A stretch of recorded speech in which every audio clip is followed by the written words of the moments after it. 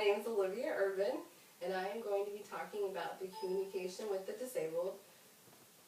And so what I'm going to start off is, what would you do if you lost the ability to communicate with everyone around you, friends, family, and just people out in the world and just, like, socially interacting at like the grocery store or anything like that? So I'm going to give you some examples through communication through nonverbal communication. There are different types of nonverbal communication. According to psychologist Kendra Sherry, she gives 8 different examples: facial expression, gestures, body language, posture, proxemics, gesture, eye gaze, haptics, and appearance, and paralinguistics. Nonverbal communication is communication without words. Communication means by space, communication through everything that I just gave you an example of.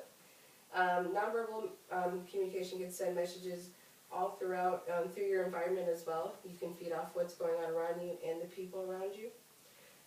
It's used to emphasize words, that words can and have a different meaning as well to go along with what is said verbally in a conversation. Okay. Verbal communication is our next topic. Depending on the diagnosis of someone with a disability, some people have severe disabilities where they cannot talk because it's a mental disability. Some people have disabilities where they just have a problem pronouncing words, but they can still talk. And then some people can use only a certain amount of verbal communication with only some words that they've heard from they're really little, and they use those for their whole life. Or they pick on what they're hearing, so they repeat everything that is said to them. Some people can only make sounds, and that's their form of communication. Okay.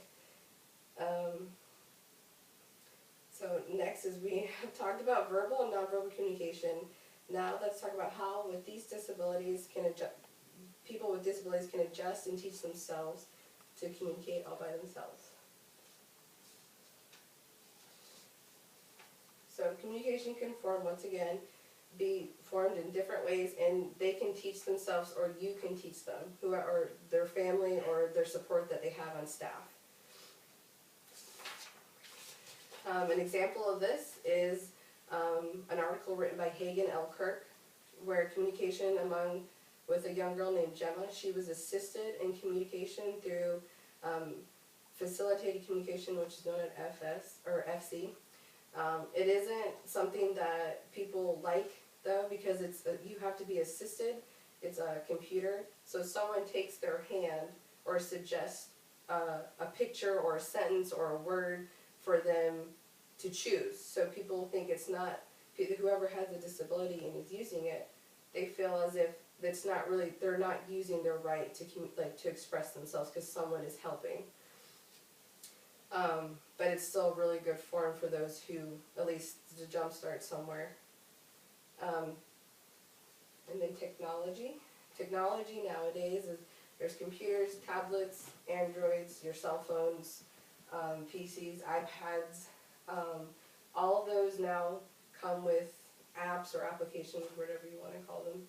And you can download apps for anyone that has any communication disability, and you can teach them through where you can put in your own voice into it, like a mom or a dad for their child, or even their grown adult child, and it will repeat, so it becomes familiar with what they're learning. So they might take it in effect more, and they might learn to process it more and learn to express themselves, and learning to remember what they're seeing picture-wise, or the sentences, or any objects that are in there, like a ball. If they want to play ball, they can go and press that, and they'll know what it is, and they'll learn to recognize it and think about the process of, okay, how am I going to tell them that I want to do this?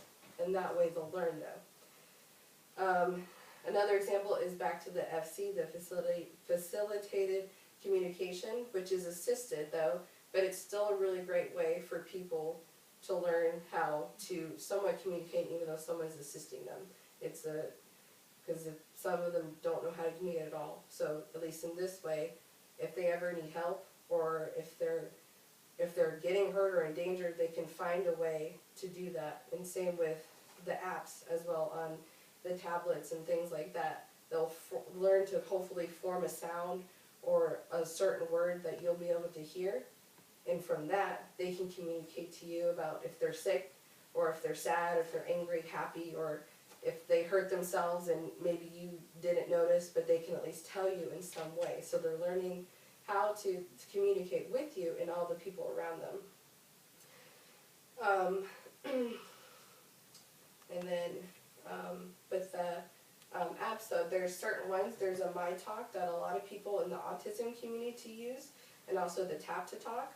The Tap to Talk is free, but then the MyTalk, you have to pay, it's $50 to buy.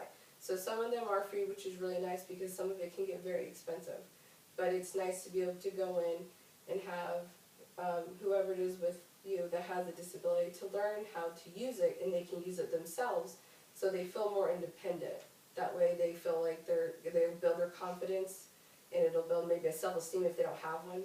And that way they can go and get it themselves, and they can bring it to you, and they'll tell you what they want. So that's a good thing for them. And then, okay, so now we went through all of those. So I'm going to go through now kind of what I just went over with all of you, though. So being someone with a disability, doesn't mean that you can't communicate at all, though. Thankfully for the technology, all the assistance that you can be provided through services in every state, someone is always there to hopefully teach therapists like that so that your child can learn and they can read your nonverbal signs and hopefully learn to pick up on your verbal words or sounds that you're making to figure out what you're trying to say or what you're trying to get them to pay attention to. So technology, though, is a huge help in making a difference for those who need the help. Communication comes in different forms, and with those with disability, verbal and nonverbal communication doesn't always come easy, but they find ways to communicate in any kinds of way with those around them and in their lives. So it's very important for those who are able to communicate with others at 100% level or as a normal level or average level with normal people, I guess, that can use their words on a daily basis. It's important to understand why they can't use them, and for those around them to understand why they need assistance in helping them. That way they can learn to express themselves just like me and you.